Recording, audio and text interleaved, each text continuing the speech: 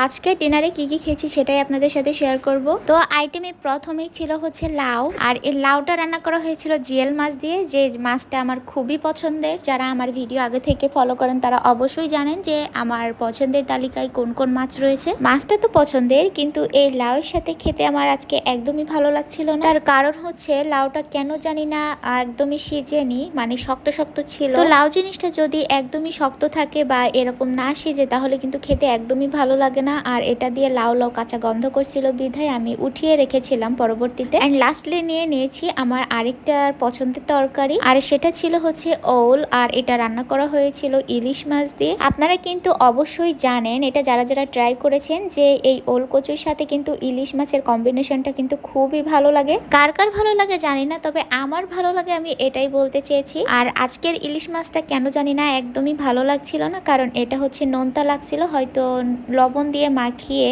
এটা হচ্ছে ফ্রিজ করে রাখা হয়েছিল। তো যাই হোক, লাস্ট পর্যায়ে এটাকেও রেখে দিয়েছিলাম খাইতে না পেরে। অ্যান্ড পরবর্তীতে নিয়ে নিয়েছিলাম মাংস, আর এটা ছিল হচ্ছে গরুর মাংস। গরু আর খাসির মাংস ছাড়া কিন্তু তেমন একটা আমার ভালো লাগে না। সব আইটেমের ভিতরে এটাই একটু ভালো লেগেছিল। আলহামদুলিল্লাহ, এগুলোই ছিল আজকে ডিনার আইটেম।